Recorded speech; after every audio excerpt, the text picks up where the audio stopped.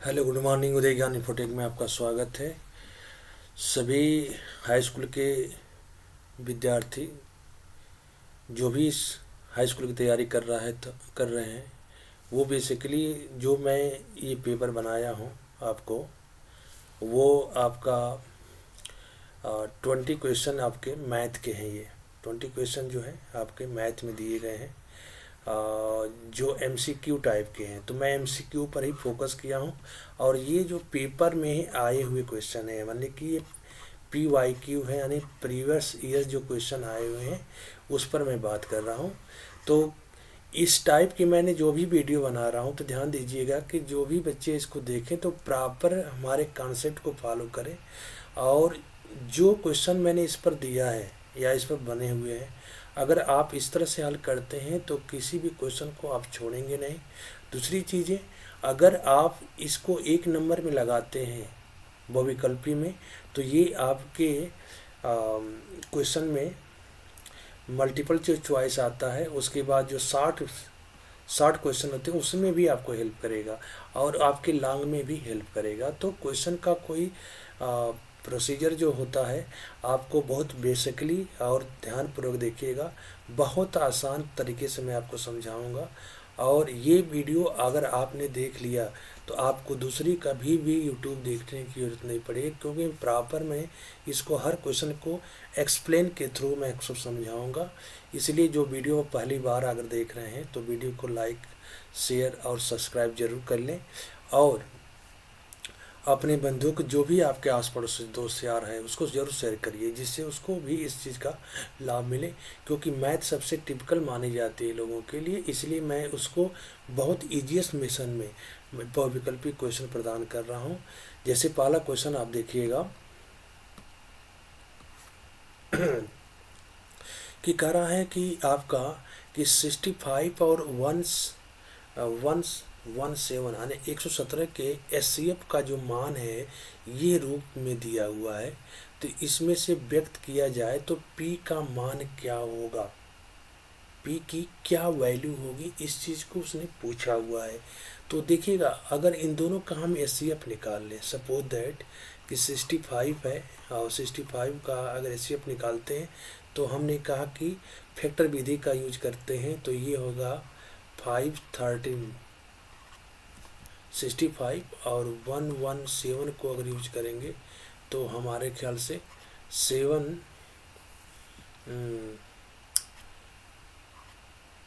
9 3 27 9 जा 39 जा आपका क्या हो जाएगा 117, यानी कि आपको 113 9 जा होता है 117 होता है।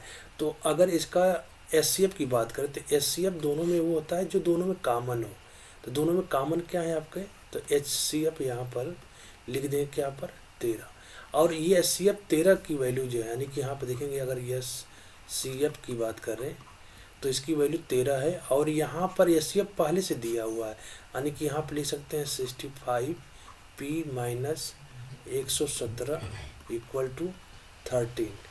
अब ये क्या 65 पी बराबर, ये माइनस से उधर जाएगा तो ये प्लस हो जाएगा, तो ये 13 प्लस 117 इसका हो जाएगा। और 665 पी बराबर हो जाएगा, अगर इसको जोड़ेंगे तो 130 हो जाएगा। और p इक्वल टू देखा जाए तो 130 डिवाइड बाई 65 और 13 5 जा 65 और ये हो गया 10/5 और 5 जा क्या हो जाएगा आपका 10 हो जाएगा। तो p की जो वैल्यू है आपका क्या आ गया है 2 आ गया है। तो कभी भी इस टाइप के क्वेश्चन आपको आएगा तो हमेशा क्या करेंगे, क्योंकि ये इसका एक एचसीएफ दिया है, हम एचसीएफ इसका निकाल भी सकते हैं। तो पहले आप एचसीएफ निकालिएगा। एचसीएफ क्या होता है, जो उसमें जो कॉमन फैक्टर में दोनों में कॉमन होता है वही उसका एचसीएफ होता है। 13 इसमें भी है 13 इसमें भी है, तो यही इसका एचसीएफ है। अगर इसके अलावा कोई रहता तो इसके मल्टीपल कर लेते। तो 13 दोनों में है तो एचसीएफ 30 है, और एक एचसीएफ दिया था तो ये दोनों वैल्यू आपस में क्या हो जाएंगी बराबर। तो मैं इसके एचसीएफ की जगह पर ये रख सकता हूँ, और इसको जब कैलकुलेट करेंगे तो कट के क्या आ जाएगा 2। तो इसका राइट आंसर क्या है 2 इज ए करेक्ट आंसर है। नेक्स्ट क्वेश्चन देखिएगा आपका कि 2 tan 45 प्लस 1 tan स्क्वायर 45 का मान क्या होगा, तो ध्यान दीजिएगा इसका एक फार्मूला होता है आपका tan 2 थीटा का, और उसका मतलब होता है कि 2 tan theta by 1 plus tan square theta. तो अगर हम इस थीटा की वैल्यू अगर यहाँ से कंपेयर करें तो यहाँ पर थीटा की वैल्यू क्या हो जाएगी 45, और 45 को अगर दोनों तरफ 45 पुट करें, पुटिंग बोथ साइड,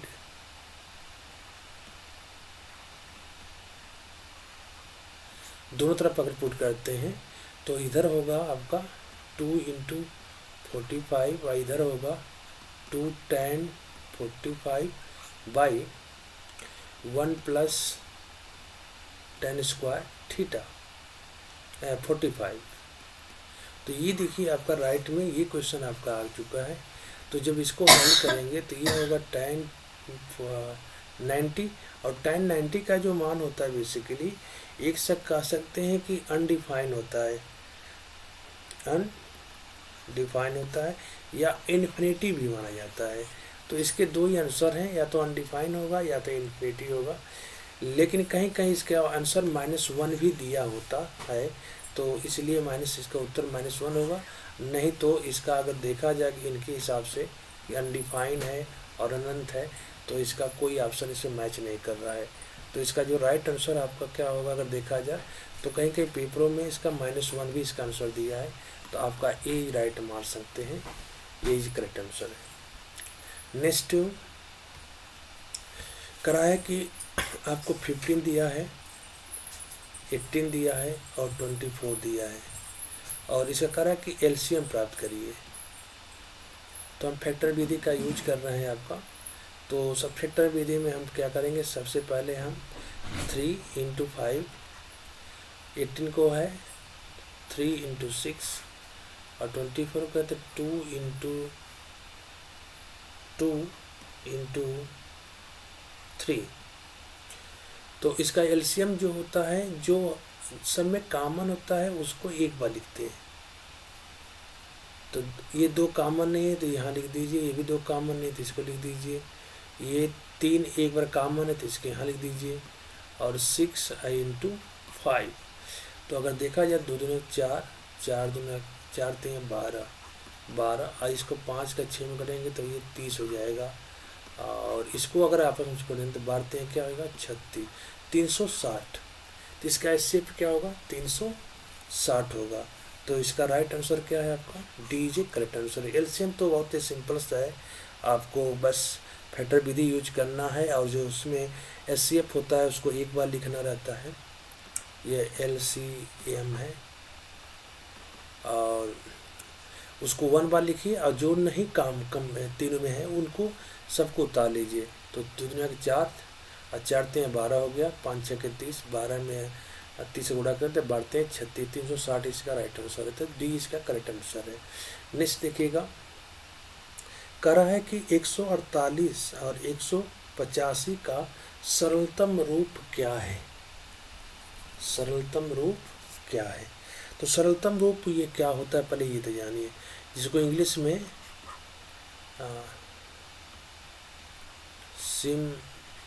सिंप्लीफिकेशन कहते हैं, यानी कि सरलीकरण करना। तो 148 बाई 185।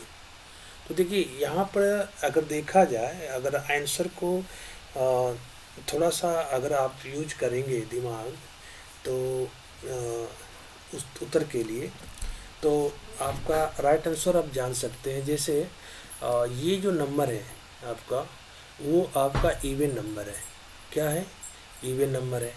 तो इवन नंबर है तो ये इवन नंबर से ही कटेगा। तो 5 आपका देखिए ऊपर का जो है ऑड नंबर है, तो ये तो नहीं हो सकता उत्तर। 7 इसका क्या है ऑड नंबर है, तो ये भी राइट नहीं हो सकता। और इसका 5 भी क्या है ऑड नंबर है, तो अगर इसके अंश की बात किया जाए तो अंश ही को देख करके इसका उत्तर देखा जाए तो इसके 3 ऑप्शन तो कट गए, तो इसका उत्तर आंसर क्या होगा? 4/5 इसका राइट आंसर होगा। यानी कि 4/5 राइट इसका करेक्ट होगा। इसका कहने मतलब करेक्ट आपका 4/5 होगा। दूसरी चीज़ें हैं कि अगर यानी कि यही इसका राइट आंसर है। पहली बात तो ये इसकी राइट आंसर है, और ये मैं एक सिंपल तरीका बताया हूँ क्योंकि एक डिविजिबिलिटी का रूल होता है भाजकता का,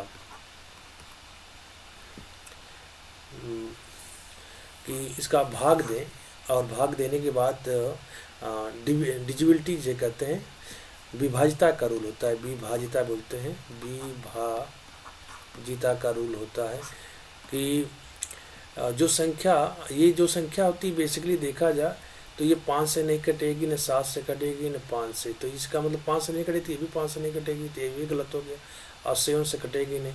तो 48 जो होता है केवल 4 से कटती है। तो 48 को देखा जाए तो इसमें राइट आंसर क्या होगा? ये एज करेक्ट है। और उस तरह से देखा जाए तो ये क्या है कि 37 से डिवाइड करेंगे। 37 4 होता है और 37 5 होता है, तो 37 का मल्टीपल है इसमें, तो 37 को हम डिवाइड कर देंगे ऊपर नीचे तो 4/5 आ जाएगा। राइट आंसर क्या है आपका? एज करेक्ट आंसर है। तो कभी कभी सिंप्लीफिकेशन में अगर थोड़ा सा दिमाग यूज करते हैं तो आपको सवाल को हल करने की भी जरूरत नहीं पड़ेगी। यानी डिविजिबिलिटी का रूल पढ़े हैं, विभाजिता का रूल, तो उसके हिसाब से भी इसका सवाल लग सकता है। नेक्स्ट क्वेश्चन देखिएगा, करा कि P के किस मान के लिए 3x - y + 8 = 0 और 6x - py = 16। तो इसमें कह रहा है कि किस मान के लिए ये समपाती। तो समपाती की जो कंडीशन होती है, समपाती रेखाएं हैं, तो समपाती की जो कंडीशन अगर देखा जाए आप, तो वो क्या होता है कि a1/a2 = b1/b2 = c1/ क्या होता है? c2 होता है। तो ये समपाती की कंडीशन होती है। तो समपाती कंडीशन, चूँकि ये समपाती है तो समपाती कंडीशन को फॉलो करेगा। तो अगर यहाँ से देखा जाए तो ये a1 है, ये a2 है, ये b1 है इसके आगे, और ये b2 है, ये c1 है, ये आपका c2 है। तो इसको देखा जाए तो ये हो जाएगा 3/6 बराबर -1/p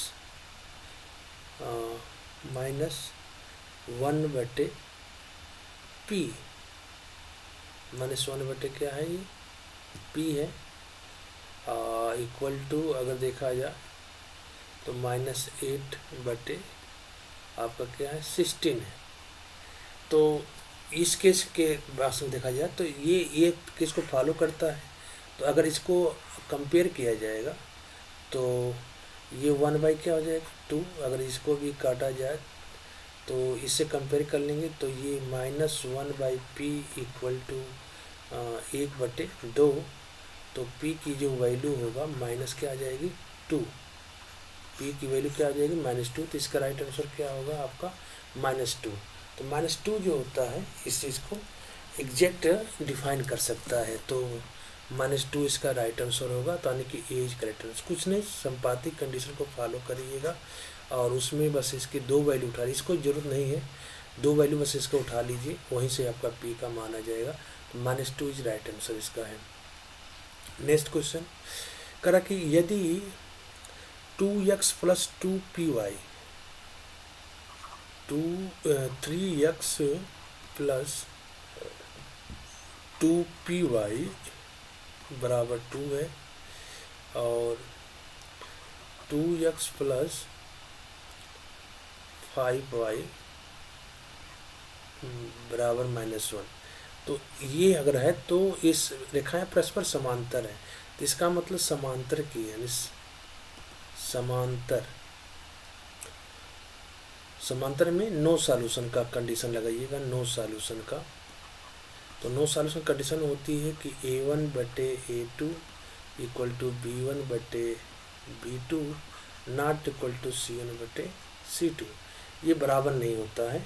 तो हमें क्या होता है कि जिसमें वैल्यू है मैं उसको उठाऊंगा। तो A1 क्या है, ये है, और A2 ये है, ये B1 है, ये B2 है, ये C1 है, ये C2 है। तो यहाँ 3/2 बराबर इसका क्या है 2p/5। तो इसका गुणा इधर कर दीजिए, इसका गुणा इधर कर दीजिए, तो ये इधर हो गया 15 बराबर 4p, या इसको अगर 4p बराबर लिखने जाएंगे तो 15 हो जाएगा। तो p बराबर आपका क्या हो जाएगा 15/4। तो p का मान होगा 15/4। इसका राइट आंसर क्या है आपका ए इज करेक्ट आंसर है। तो सवाल का जो कंडीशन होती है समांतर मतलब नो सॉल्यूशन होता है, संपाती का मतलब नंबर ऑफ सॉल्यूशन होता है। अगर B1 = B2 not equal to, जैसे अगर अद्वितीय हल की बात करता है तो A1 = A2 not equal to B1/B2, तो ये हमेशा क्या होता है अद्वितीय हल होता है। तो ये अद्वितीय हल के लिए है, ये कोई हल के लिए नहीं है। और तीसरा चीज़ क्या है आपका संपाती है तो अनेकों हल के लिए होता है। तीनों कंडीशन अगर आपको पता है तो इसके बिहेव पर एक क्वेश्चन तो आपको आना है पक्का है। तो जो वीडियो को प्रॉपर देख रहे हैं, अगर वीडियो उनको अच्छी लग रही है तो कृपया वीडियो को लाइक कर दें और अपने फ्रेंडों को शेयर कर दें, जिससे उसको भी उनको लाभ मिले। और ये आपके टॉप जो क्वेश्चन बनाया गया है पेपरों का, उसका ये पेपर जो प्रीवियसली ईयर्स आ चुके हैं उनका कलेक्शन है क्वेश्चन। तो प्रॉपर ये आपको जो वीडियो देख रहे हैं प्रॉपरली जो वो आपका जो क्वेश्चन बना हुआ है एकदम लाइव टाइम चल रहा है, यानी पेपर में आप समझो कि बैठे हो और उसको लगा रहे हो। तो इसका जो सलूशन है बेसिकली ऐसे ही आपका करना है। अगर पेपर में 1 नंबर का है अति लघुत्तरी जो आते हैं उसमें भी ये फार्मूला रूल लगेगा, अगर ये जानते हैं तो आप उससे भी 1 नंबर का गेन कर सकते हैं। आप साथ साथ मल्टीपल चॉइस तो देख ही रहे हैं आप। नेक्स्ट क्वेश्चन करा कि यदि 15 cos θ = 8 हो तो sin θ का मान क्या होगा, आपको ये बताना है। ध्यान दीजिएगा ये cos θ 8 दिया है, तो करा कि sin θ का मान क्या होगा, ये क्वेश्चन में आपको पूछा हुआ है। तो ध्यान दीजिएगा जब भी आपका cot θ बराबर, इसको अगर सही करेंगे तो ये 15 होगा और इस तरह से ये बनकर तैयार हो जाएगा बेसिकली आपका। तो इसके 2 तरीके हैं अगर आप यूज करना चाहते हैं तो। एक सरसमिका होती है, आप पढ़े होंगे कि अगर इसका ट्रायंगल पे बेस पर देखा जाए तो ये कड़ है, ये बेस है, ये लंब है। जो tan θ होता है अगर इसको tan θ में कन्वर्ट करेंगे तो ये पलट जाएंगे, ये tan θ हो गया तो ये हो जाएगा 15/8 और ये tan θ और ये cot θ। तो इसकी में वैल्यू जो होती है बेसिकली, तो अगर यहाँ पर देखा जाए तो ये tan θ जो होता है आपका, यहाँ से ध्यान दीजिएगा, तो ये आपका हो गया 15, ये हो गया आपका 8। और 15 का स्क्वायर जानते हैं 225 होता है और 8 का स्क्वायर कितना होता है 64 होता है। अगर इन दोनों को जोड़ेंगे 9, 8 और ये क्या हो गया 2, तो 225 और उसको देखा जाए तो ये आपका 17 का स्क्वायर है। किसका स्क्वायर है 17 का स्क्वायर है। तो ये के का मान क्या आ गया आपका 17 आ गया। तो आपका के का मान निकालना इम्पोर्टेंट है। अब जब ये चीज़ें आपको पता चल जाती है आपको कि tan θ का जो वैल्यू है आपका, देखिए cot θ था तो मैंने इसको रिवर्स कर दिया, क्योंकि tan θ का उल्टा क्या होता है, cot θ का उल्टा होता है tan θ। इसका मतलब अंश को हर में, हर को अंश में कर देंगे। तो ये चीज़ रिस्पेक्टली जब देखा जाए तो ये चीज़ अगर यहाँ पर डिनोट करेंगे हम ABC में, ये θ वैल्यू है आपका, तो ये 15 लंब हो जाएगा और ये आधार हो जाएगा। तो इनके बिहेव पर हम पाइथागोरस प्रमेय लगा लीजिएगा। ये पाइथागोरस प्रमेय का कॉन्सेप्ट है कि के का जो स्क्वायर होता है लंब का स्क्वायर प्लस बेस के, स्क्वायर के बराबर होता है। तो ये 15 का स्क्वायर करेंगे तो 225 ये हो जाएगा, और ये चीज़ हो जाएगा 64। तो जब इसको जोड़ेंगे तो 289 आएगा, और इसका ये के का स्क्वायर बराबर है, लेकिन जब के की वैल्यू लिखाएंगे तो अंडर रूट में वैल्यू आती है 829, तो ये होता है 17 का, जो हमने यहाँ पर दिखा दिया था 17 का है।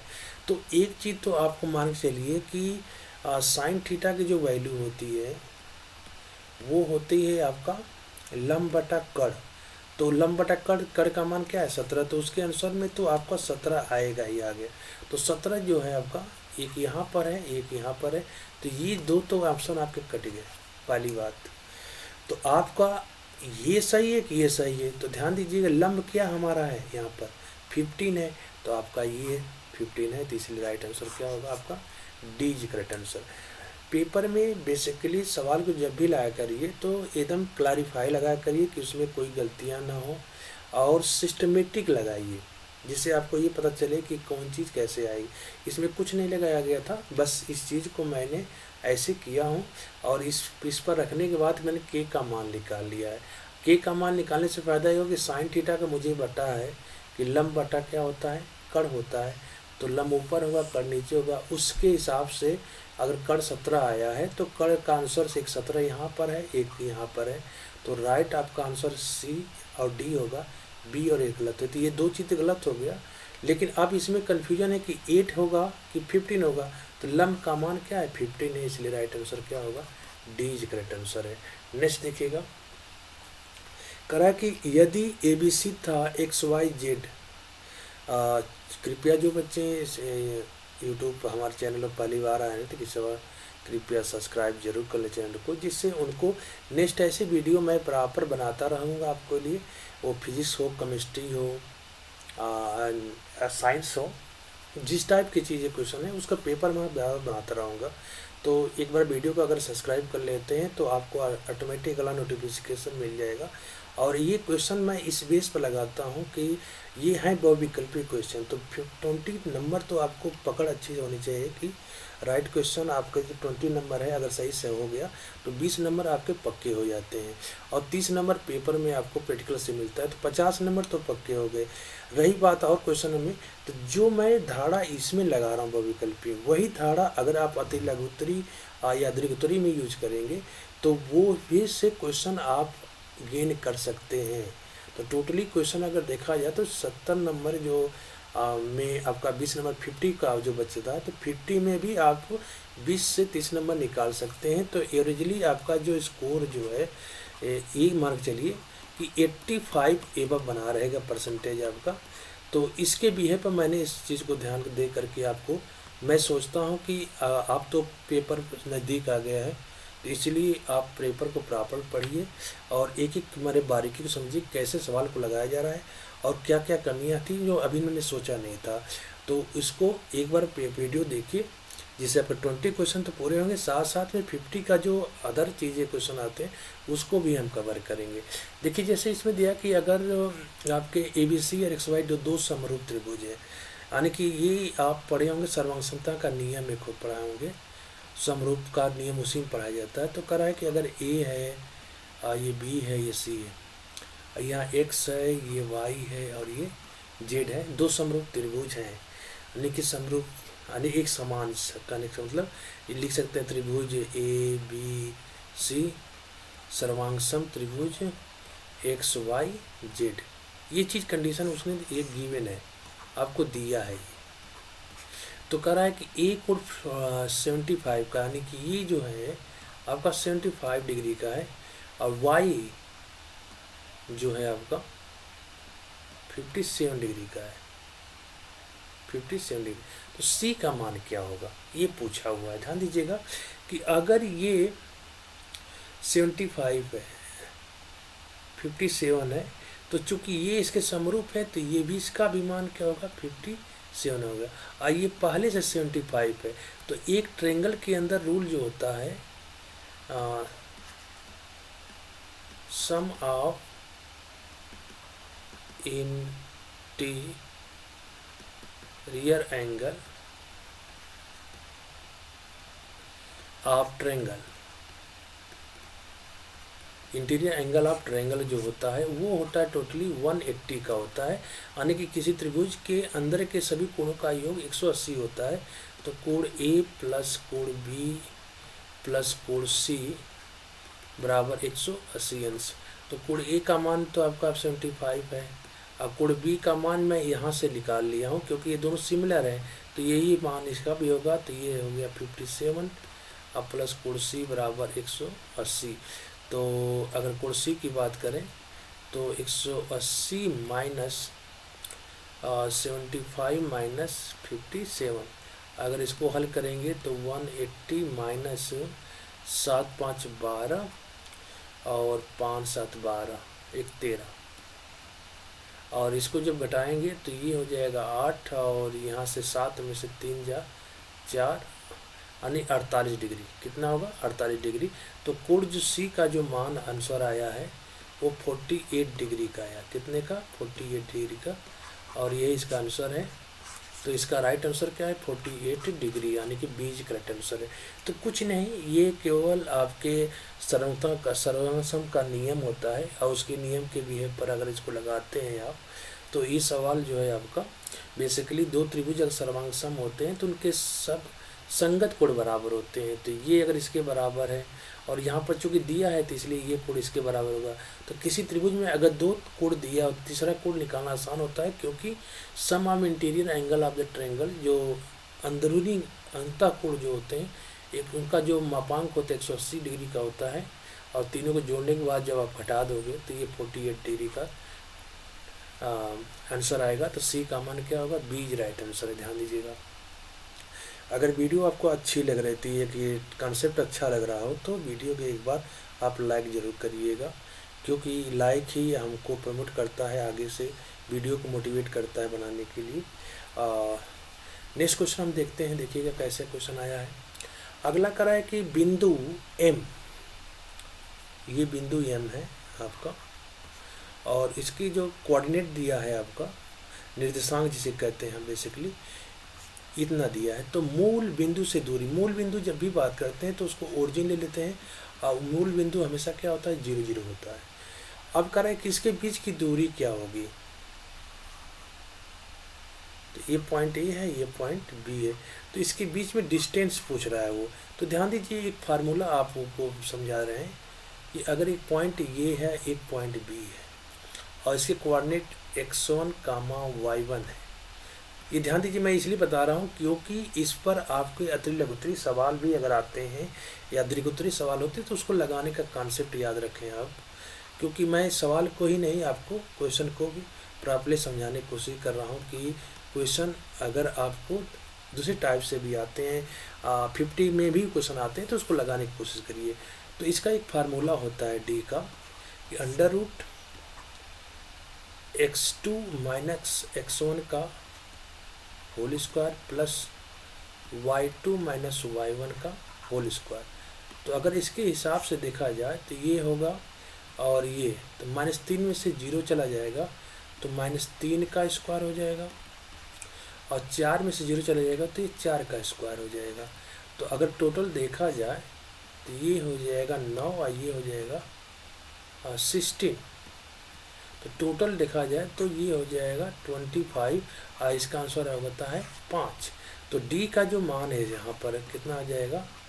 5। तो ये देखिएगा, ये तो लघुत्तरी में भी क्या करेगा, दीर्घोत्तरी में करेगा क्वेश्चन, यानी कि 1 नंबर में भी काम करेगा, 2 नंबर में भी काम करेगा। तो ये क्वेश्चन में जो फार्मूला है उस पर ज़रा फेस करिएगा कि मैंने कैसे मूल बिंदु बोला है तो मैंने 0 0 रख दिया है, और उनके बीच की दूरी वाला फार्मूला लगा करके इसका राइट आंसर क्या आया? ए इज करेक्ट आंसर है, तो इसलिए ए इज राइट आंसर इसका होगा।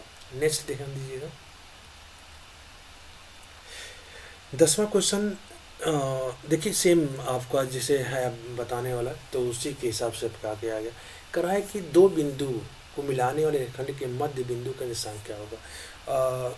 आपके 2 बिंदु दिया है, सपोज दैट मैंने इसको एक ए मान लिया और इसको -2 6 है, दूसरे को एक बी मान लिया जिसमें 2, 10 दिया है। अब ये दोनों बिंदु हैं, तो कह रहा है कि अगर एक सा बिंदु मिडिल पॉइंट है तो इसका कोऑर्डिनेट एक्स कामा वाई क्या होगा ये बताना है।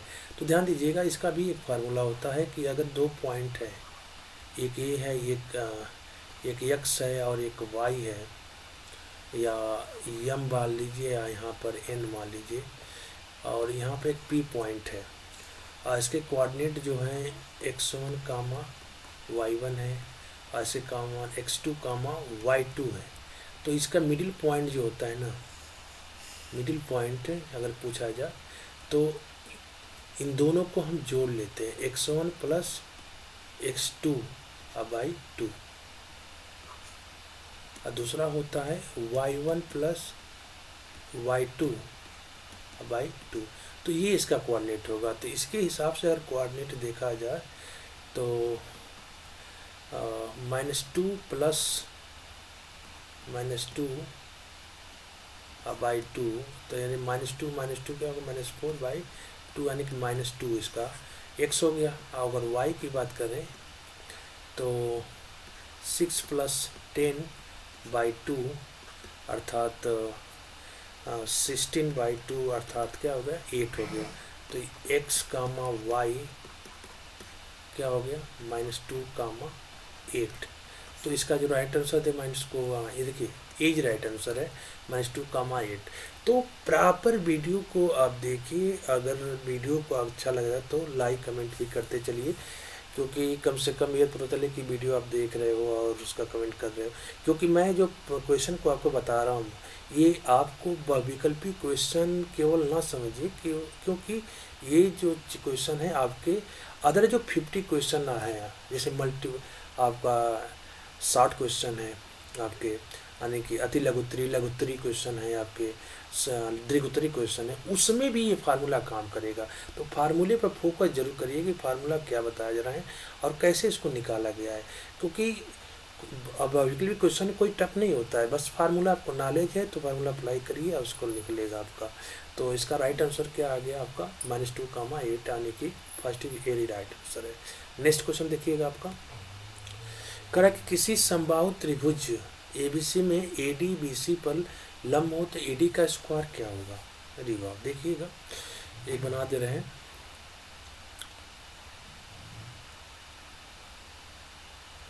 ये करा है कि ABC, ये करा है समबाहु त्रिभुज, मतलब ये भुजा तीनों आपस में बराबर है और AD BC पर लंब है, मतलब A से इस पर एक लंब खींचा गया है सीधा, ध्यान दीजिएगा सीधा होगा, D है तो लंब है, तो AD का स्क्वायर क्या होगा, AD का स्क्वायर क्या होगा, इस चीज़ को पूछा गया है। तो ध्यान दीजिएगा कि जब समबाहु त्रिभुज होता है और ये परपेंडिकुलर होता है, तो ये भुजा को जो होती है, अगर हम BD की बात करें, BD की बात करें तो BC बाई 2 होती, BC बाई क्या होगी, 2 होगी। तो ये चीज़ ध्यान देंगे हम लोग, या इसको कह सकते हैं कि CD बाई CD बराबर BC बाई 2 कर सकते हैं, आधा है, CD क्या है, BC का आधा है, अर्थात अगर BC की बात करें तो 2 टाइम्स CD होगा आपका। तो इसमें कुछ नहीं है, इसमें आप इसका मान पूछा है तो इसका स्क्वायर और इसका स्क्वायर बराबर होते हैं, उस चीज़ को देखना है आपको। तो इसका स्क्वायर और इसका स्क्वायर आपस में आप लगा सकते हैं, तो ये स्क्वायर तो सही है, ये भी स्क्वायर सही है आपका। तो देखा जाए तो एक बार हम देख रहे हैं, आपको देखिएगा इसमें चूँकि CD दिया है, ध्यान दीजिएगा, तो आप इधर लगा सकते हैं, क्योंकि इसमें सब जगह CD दिया है, आप इधर लगा ही दिएगा। तो इसमें अगर देखा जाए तो ये क्या है आपका, ये वाला टर्म ध्यान दीजिएगा, ये इसको कहते हैं लंब, इसको कहते हैं बेस, इसको कहते हैं कड़। तो उस तरह देखा जाए तो आप कह सकते हो कि AC का स्क्वायर बराबर AD का स्क्वायर प्लस DC का स्क्वायर। अब DC आपको इधर कर सकते हैं, क्योंकि हमको AD निकालना है, तो AD का स्क्वायर बराबर क्या हो जाएगा, AC का स्क्वायर माइनस डी सी का स्क्वायर। अब ध्यान जो एक चीज़ और बता दें कि ये तीनों भुजाएं आपस में बराबर हैं, बी सी, तो तीनों भुजाएं आपस में बराबर हैं, ये भी ध्यान दीजिए, गिवन है आपका, क्योंकि अभी बताए हैं कि ये तीनों क्या हैं आपका समबाहु त्रिभुज है। या तो ए डी की अगर मान निकाला जाए, ए डी का जो मान निकाला जाए, तो ए सी का मतलब क्या होता है, ध्यान दीजिएगा, ए सी का मतलब बी सी बाई 2 है, ये बी सी बाई क्या है 2 है। तो अगर बी सी को देखा जाए तो बी सी बराबर हो जाएगा आपका 2CD, 2CD, क्योंकि इसका यहाँ बुरा हो जाएगा, तो बी सी बराबर 2CD। तो यहाँ पर अगर देखा जाए तो ए बी बराबर ए सी बराबर बी सी बराबर 2CD लिख सकते हैं। तो इसका मतलब क्या है, यहाँ 2CD का whole square minus D C का स्क्वायर। अब इसको 4CD का स्क्वायर माइनस डी सी का स्क्वायर, तो यहाँ पर क्या हो जाएगा 3CD का स्क्वायर। तो ये चीज़ आपको लाना था जो ए डी के स्क्वायर का। तो इसका देखिए एक तरह तो आपको अगर याद नहीं है, ये है राइट आंसर आपका डी। तो आप याद करिए और ये ध्यान दीजिएगा, ये दीर्घोत्तरी का क्वेश्चन जरूर इसमें इस टाइप फंसते हैं, तो इसको प्रॉपरली मैंने तरीका बता दी कैसे कैसे मैंने इसको हल किया। तो 3DC का स्क्वायर क्या है, इसका राइट आंसर है, तो डी इज करेक्ट आंसर इसका है। नेक्स्ट कह रहा है कि एक त्रिभुज ABC के शीर्षों का निर्देशांक दिया है और यदि BC का मध्य बिंदु D है तो AD की माप ज्ञात करिए। देखिए क्वेश्चन बहुत टिपिकल नहीं है, सिंपल सा है, आपको समझने की बात है कि एक आपको इस तरह से चीज़ें दिया है आपको, और ये मान लीजिए A है, ये B है और ये C, और इससे A से AD खींचा गया है, ठीक। और ये मध्य बिंदु ध्यान दीजिएगा, ये मध्य बिंदु है DA, तो DA क्या इसका मध्य बिंदु है। तो कह रहा है कि AD की माप ज्ञात करिए, लेकिन इसके कोऑर्डिनेट दिए हैं, A का है 7.5 और B का है आपका 5.7 और इसका जो है आपका -3.3 है। तो कह रहा है कि इसकी दूरी क्या होगी, AD की दूरी क्या होगी, इसको बताना है। तो ध्यान दीजिएगा, अगर ये चीज़ अगर दिया है तो सबसे पहले हम D का कोऑर्डिनेट निकालने, D का कोऑर्डिनेट निकालने के लिए अगर देखा जाए तो D का कोऑर्डिनेट क्या होगा, इनका और इनका, यानी कि इसका x1 इसका x2 का बाई 2 कर दो, तो -3 + 5 2 होगा, 2 का आधा क्या हो जाएगा 1, तो D का ये पाला 1 हो गया। 3 इधर है 7 है, 3 और 7 का 10 होता है, 10 का आधा क्या होता है 5।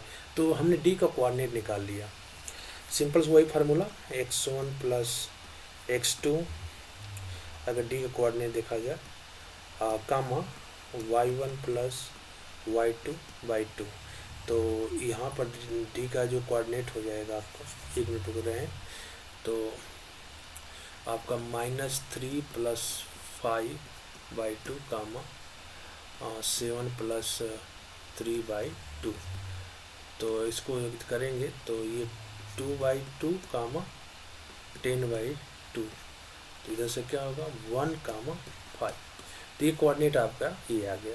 अब जानते हैं दो बिंदुओं के बीच की दूरी वाला फार्मूला यूज कर लीजिए, तो क्या होगा x1 - x2 का whole square plus y1 - y2 का होल स्क्वायर। तो ध्यान दीजिएगा 7 में से 1 चला जाएगा, 6 का स्क्वायर क्या होगा 36, और 5 में से 5 चला जाएगा तो क्या हो जाएगा 0, 0 का स्क्वायर क्या होता है 0 होता है। तो अंडर रूट क्या हो गया 36, और 36 का जो मान निकाला जाएगा ये AD बराबर है, ध्यान दीजिएगा AD बराबर है,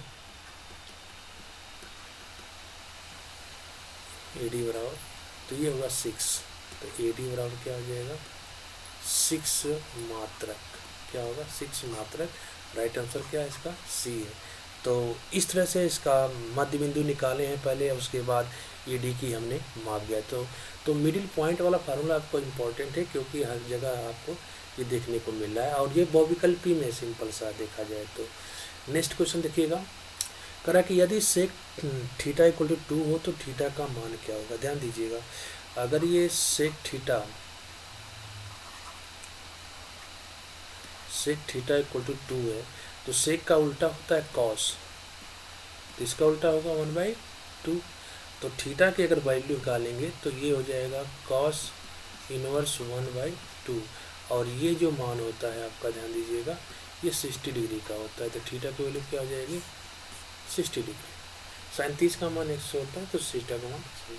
तो ये आंसर आपका क्या है, आपका 60 ये राइट आंसर इसका है आपको।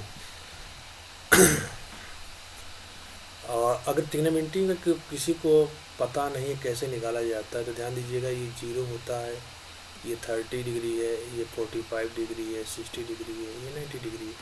तो अगर किसी को अगर पता नहीं है तो मैं उसके लिए बात कर रहा हूँ कि कैसे निकाला जाता है।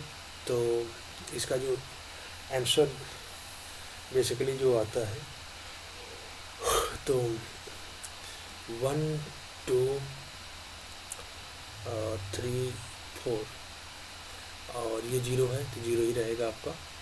इसमें सबसे 4 से डिवाइड कर देते हैं पहली बार, और ये साइन की वैल्यू है, ध्यान दीजिएगा साइन थीटा की वैल्यू है। तो इसको अगर करेंगे तो ये तो 0 हो जाएगा, ये 1/4 ही रहेगा, ये 1/2 हो जाएगा, ये 3/4 ही रहेगा, ये 1 हो जाएगा। उसके बाद इसको अंडर रूट में ले लेते हैं आपका, तो ये साइन थीटा की वैल्यू 0 का 0 होगा, 30 का 1/2, इसका 1/2 और इसका होता है कड़ी में 3/2 और इसका होता है 1। तो ये साइन 30 की वैल्यू है, ध्यान दीजिएगा। और इसी का जब उल्टा करेंगे तो ये कोसेक की वैल्यू हो जाएगी, कोसेक थीटा कॉस थीटा की वैल्यू करेंगे तो यहाँ 1 हो जाएगा, ये कड़ी में 3/2 हो जाएगा, और ये 1 कड़ी में 2, ये 1/2 और ये 0। तो ये 0 जो है आपका रिवर्स पार्ट किसका हो गया, 60 का। तो 1/2 किसका मान है, 60 का। तो थीटा का मान क्या होगा, 60 होगा। तो इस तरह से आप निकालना चाहते हैं तो निकाल सकते हैं, प्रॉपरली इसका आंसर मिल सकता है। नेक्स्ट देखिएगा, करा कि cosec square theta plus minus cot square theta 1 minus sine square theta का मान क्या होगा। तो ध्यान दीजिएगा, ये 14 क्वेश्चन आपका लगाने जा रहे हैं। करा है कि cosec square theta minus cot square theta, ये 1 माइनस कॉस स्क्वायर थीटा है। तो इसको अगर देखा जाए तो ये जो होता है 1/sin स्क्वायर थीटा लिख सकते हैं, और ये को लिख सकते हैं कॉस स्क्वायर थीटा बटे sign square theta, 1 minus cos square theta. तो अगर इसको देखा जाए तो दोनों का हर सेम है, तो हम ऊपर से अंश घटा लेते हैं। तो 1 कॉस स्क्वायर थीटा बटे साइन स्क्वायर थीटा, और 1 माइनस कॉस स्क्वायर थीटा। तो कॉस स्क्वायर थीटा, इसको आप अगर देखा जाए तो इसको लिख सकते हैं साइन स्क्वायर थीटा, और इसको भी लिख सकते हैं साइन स्क्वायर थीटा। इसके भी वैल्यू साइन स्क्वायर थीटा है, इसका वैल्यू भी साइन थीटा बटे नीचे क्या है sign square theta. Sign square theta एक साइन स्क्वायर थीटा कट गया, तो क्या बच गया साइन स्क्वायर थीटा, और जो राइट आंसर क्या आपका है, डी इज करेक्ट आंसर है। तो इस तरह से प्रॉपर वीडियो जो आपको देखा जाता है, तो इसका ट्रिग्नोमेट्री में सबसे इम्पोर्टेंट है कि कुछ चीज़ें क्वेश्चन है आपको कल जो होता है, हम ट्रिग्नोमेट्री के जो इम्पोर्टेंट क्वेश्चन है उस पर बात करेंगे, जो पेपर में पूरे के पूरे आए हुए क्वेश्चन हैं, और मैं उसी पर डिस्कस करूँगा। तो अगर आपको इस चीज़ें करनी है तो आप ज़रूर एक बार बताइएगा कमेंट में, सर उस चीज़ को बता दीजिए, तो मैं उससे बताएं या ना बताएं मैं इस क्वेश्चन को डिस्कस करूँगा। और अगर ये क्वेश्चन आपको पसंद आ रहा है, वीडियो लाइक करें तो जरूर कर दिया करिए। नेक्स्ट क्वेश्चन क्या है कि एक वृत्तीय बेलन के आधार पर क्षेत्रफल 9 सेंटीमीटर का है, तो इसके आधार की त्रिज्या क्या होगी। से आप ध्यान दिए होंगे, एक लंब वृत्तीय बेलन का, लंब वृत्तीय बेलन जो होते हैं आपको इसे ध्यान दिए होंगे इस तरह से। उसका जो आधार का क्षेत्रफल दिया है 9 सेंटीमीटर, मतलब अगर आपको इस तरह से देखा जाए, इस तरह से, तो इसका जो एरिया दिया है, और एरिया दिया है 9 सेंटीमीटर का स्क्वायर दिया है। तो करा इसकी त्रिज्या क्या होगी, ध्यान दीजिएगा। त्रिज्या होती है पाई आर स्क्वायर बराबर 9 पाई, दिया ही है सेंटीमीटर का स्क्वायर। तो पाई से पाई कट गया, तो आर स्क्वायर बराबर हो गया 9, तो आर बराबर हो गया √9, अर्थात क्या हो जाएगा 3 सेंटीमीटर। 3 सेंटीमीटर इसका क्या होगा, रेडियस होगी। तो इसका राइट आंसर क्या है, ए इज करेक्ट आंसर। बहुत ईजी क्वेश्चन है, देखने में आपको लग रहा है, बस क्वेश्चन को समझने की कोशिश करते तो आपका राइट आंसर यहीं पर होता कि ये 9 है, तो 9 का अंडर स्क्वायर जो लेंगे आप, तो वो 3 होगा। 9 है तो 3 होगा, राइट आंसर 3 करेक्ट आंसर इसका। नेक्स्ट देखिएगा, करा कि 4 सेंटीमीटर त्रिज्या वाले वृत्त के अंतर्गत खींचे जा सकने वाले वर्ग का क्षेत्रफल कितना है। अगर 4 सेंटीमीटर की त्रिज्या वाला वृत्त है, तो उसके जो अंदर जो क्षेत्रफल एरिया का जो बनेगा वो कितना होगा, इस चीज़ को बता रहा है कि क्षेत्रफल कितना हो सकता है, इसको पूछा जा रहा है। तो ध्यान दीजिएगा कि अगर 4 सेंटीमीटर का है ये, हाँ, त्रिज्या इसकी है 4 सेंटीमीटर, ठीक। और इसके अंतर्गत जो बनाया गया हुआ है वो एक स्क्वायर बनाया गया है। इसके अंदर जो बनाया गया है एक स्क्वायर बनाया गया है इस तरह से। तो अगर इसका बिकड़ की बात करें, तो बिकड़ हमेशा ध्यान दीजिएगा इसके सेंटर से होकर जाएगा, ठीक ना। तो बिकड़ का जो मान है कि ये 3 है, ये 4 है, ये इधर 4, तो ये हो गया 8, टोटल क्या हो गया 8।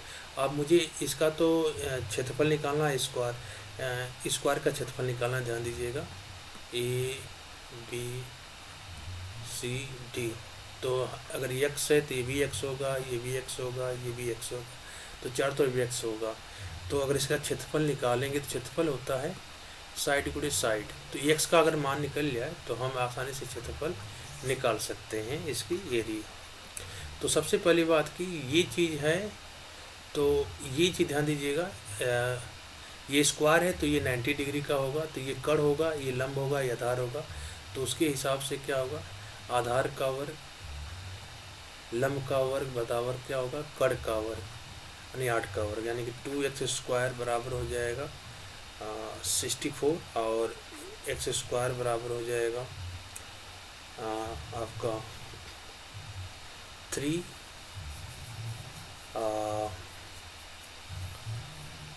2 स्क्वायर, हाँ, इसको 2 से डिवाइड करेंगे 3 हो गया, 8 2। तो ये x स्क्वायर जो दिया है वो क्या होता है, ये होता है एरिया ऑफ स्क्वायर। स्क्वायर की एरिया होती है x स्क्वायर, तो इसलिए x स्क्वायर की जो वैल्यू क्या है 32 है, 32 सेंटीमीटर का स्क्वायर। तो ये आपका आंसर हो जाएगा 32, ये बीज करेक्ट आंसर इसका। क्योंकि एरिया क्या होता है x स्क्वायर है, x स्क्वायर की वैल्यू पूछा ये, तो आपका आंसर हो गया 32 is right answer. Next question देखिएगा, ये क्वेश्चन देखिए पेपर में आपको अति लघुत्तरी में भी देता है, दीर्घोत्तरी में भी दे देता है क्वेश्चन। तो ये क्वेश्चन आप लगाना है तो बहुत इजी क्वेश्चन है, और मैं जिस तरीका बता रहा हूँ अगर उससे लगाते हैं तो आपका क्वेश्चन कभी गलत नहीं होगा, और ये पेपर में अगले में भी आपका सहयोग करेगा। तो क्वेश्चन का मतलब समझिए और इसको लगाने के करा कि माध्य ज्ञात कीजिए। आपका ध्यान दीजिएगा, तो इसके लिए क्या करते हैं, हम सबसे पहले बात एक टेबल बनाते हैं।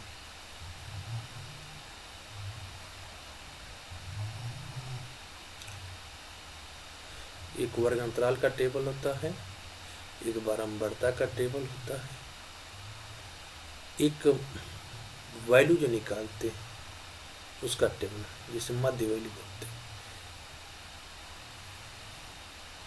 तो ये वर्ग अंतराल है, वर्ग अंतराल, ये आपका फ्रीक्वेंसी आई, ये उसको एक्स आई निकालेंगे, और एक्स आई और एक वाई का क्या करेंगे यहाँ पर गुणा कर देंगे। तो यहाँ पर क्या है 3, 5 और इसका है 4 और ये है आपका ये है 5, 7 इसका है 2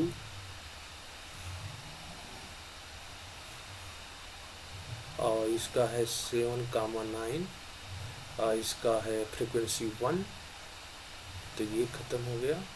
और लास्ट है 9, 11 इसकी फ्रीक्वेंसी है आपकी 3। तो सबसे पहले इसका इसकी मध्य वैल्यू निकालते हैं। तो 5 और 3 को आपस में जोड़ लीजिए, ये लोअर लिमिट है अपर लिमिट है। 5, 3, 8, 8 का आधा क्या होगा 4 होगा। 7, 5 12, 12 का आधा 6 और 9 और 7 9, 7 की वैल्यू को देखा जाए तो ये होगा 16, 16 का आधा क्या होगा 8 होगा और ये होगा 20, 20 का आधा क्या होगा 10 होगा। अब इसका इसमें मल्टीपल करेंगे तो यहाँ मल्टीपल करेंगे, तो यहाँ मल्टीपल पार्ट होता है, तो यहाँ मल्टीपल करेंगे तो ये हो जाएगा 16, इसका मल्टीपल करेंगे तो ये हो जाएगा 12, इसका मल्टीपल करेंगे तो ये 8, ये हो जाएगा 30। अब इसमें क्या होता है, समांतर माध्य का जो सिंबल होता है ऐसे होता है और सिग्मा FI बटे सिग्मा F। तो ध्यान दीजिएगा इसका जो वैल्यू है आप निकाल सकते हैं। तो ये 4, 2, 6, 7 और 7, 3 ये 10 हो गया। और अगर इसको जोड़ा जाए तो ये हो जाएगा 8, 2, 10 6, 2, 8 8, 8, 16 16 0 8, 8, 16 6 होगा ना, 6 होगा और इसका 1 कैरी कर गया तो 1, 2 और 2 और 3 5, 5, 1, 6 66 क्या हुआ 66 हुआ। तो ये हो गया आपका सिग्मा FXI का वैल्यू और ये हो गया सिग्मा FI का। तो यहाँ पर अगर वैल्यू होते हैं तो 66 बटे क्या होगा 10, अगर इसको डिवाइड करेंगे 6 पॉइंट क्या आएगा 6। इसका राइट आंसर क्या है सी इज करेक्ट। तो कभी भी अगर माध्य निकाले और वर्ग अंतराल और बारंबारता दिया हो तो हमेशा इसी फॉर्मेट को आप यूज करेंगे तो आपका हमेशा ही सवाल लग जाएगा और इसी तरह से ही पेपर में आता है। तो इस तरह से सबसे मैक्सिमम वैल्यू यही होती है कि कुल पदों की संख्या बटे कुल पदों की योग बटे कुल पदों की संख्या, इसका फार्मूला होता है। यानी कि x बटे होता है कुल पदों का योग बटे कुल संख्या से डिवाइड करते हैं तो इसका आंसर रहता है। लेकिन बारंबारता केस में अगर वर्गताल दिया है तो हम सवाल को ये चीज़ ध्यान दीजिएगा, इसके मिडिल पॉइंट को निकाला गया है और इनका फ्रीक्वेंसी से मल्टीपल करके यहाँ लिखा गया है, उनका सम किया गया है, फ्रीक्वेंसी का सम किया गया है, टोटल में से फ्रीक्वेंसी डिवाइड कर दिए हैं तो इसका आंसर 6.6 यानी सी इज राइट आंसर है। नेक्स्ट क्वेश्चन देखिएगा आपका, एक पासे को एक बार फेंका जाता है तो एक अभाज्य आने की क्या प्रायिकता होगी, एक अभाज्य संख्या आने का। ध्यान दीजिएगा पासा जो होते हैं आपके वो 1 होता है, 2 होता है, 3 होता है, 4 होता है, 6 होता है। तो इसमें अभाज्य क्या है, एक 2 है, एक 3 है, एक 5 है। तो इसमें जो ये प्रायिकता जो होती है आपकी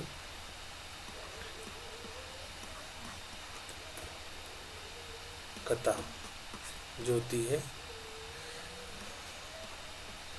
संभव आउटकम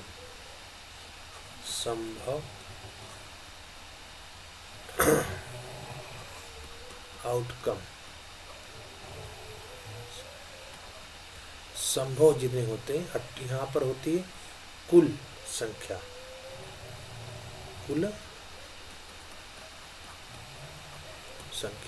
तो संभव है क्या है 3 है, यानी 2 भी आ सकता है वो भी अभाज्य होता है, 3 भी आ सकता है वो भी अभाज्य होता है, 5 वो भी अभाज्य होता है। यानी कि ऊपर आने की संभावना कितनी आपकी है 3 है, लेकिन एक पासे में टोटल अंक कितने होते हैं 6 होते हैं। तो 6 को निकल, हमेशा जो टोटल होता है नीचे होता है और जितने आउटकम्स आने की संभावना होती है उसको ऊपर लिखते हैं। तो इसको जब आप हल करेंगे तो ये 1/2 और इसका राइट आंसर क्या होगा, B is a correct answer. प्रायिकता देखिए इस टाइप के सवाल आते हैं और इस टाइप के सवाल में आपको आसानी से नंबर गेन कर सकते हैं क्योंकि ये आसान होते हैं। लास्ट क्वेश्चन, अभी 2 क्वेश्चन है टोटल मिलाकर इसको। यदि किसी आवृत्ति वितरण का माध्य, ध्यान दीजिएगा x बार जिसे कहते हैं 0.5 है, माध्यिका यानी कि m, इसे मीडियन बोलते हैं, वो है आपका 21 है। तो बहुलक पूछा है यानी कि एमओ मोड पूछा है कि क्या होगा। तो इसका ध्यान दीजिए फार्मूला होता है कि जो मोड होता है ना वो 3 टाइम एम माइनस 2 टाइम माध्य होता है। तो एमओ ही निकालना हमको, तो एमओ बराबर क्या होगा 3 इंटू एम की वैल्यू क्या है 21 माइनस 2 टाइम 0.5, तो ये हो जाएगा 3 या ये हो 6 माइनस 2 का मल्टीप्लाई करेंगे तो ये 10 हो जाएगा और 1 और ये 4 पॉइंट यहाँ लग जाएगा। तो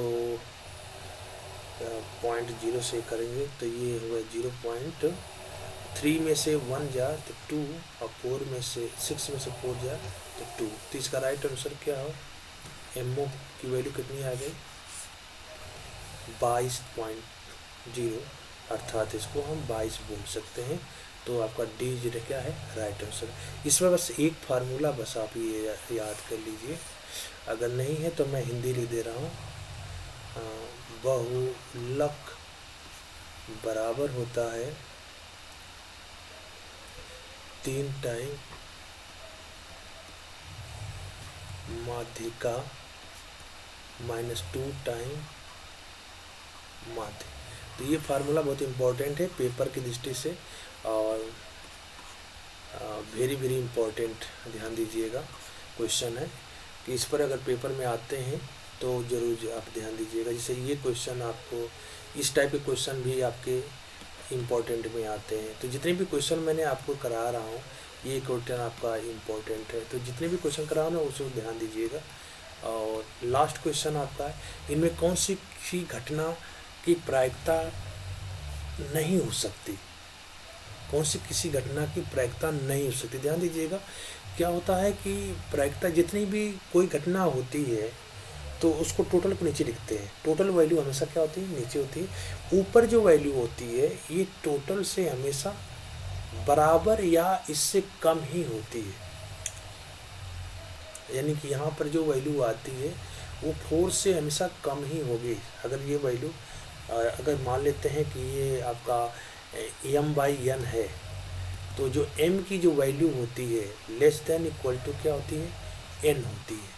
ये कभी भी m की वैल्यू इससे ज़्यादा नहीं होगी, n से ज़्यादा नहीं होगी, क्योंकि ये प्रायिकता का रूल होता है।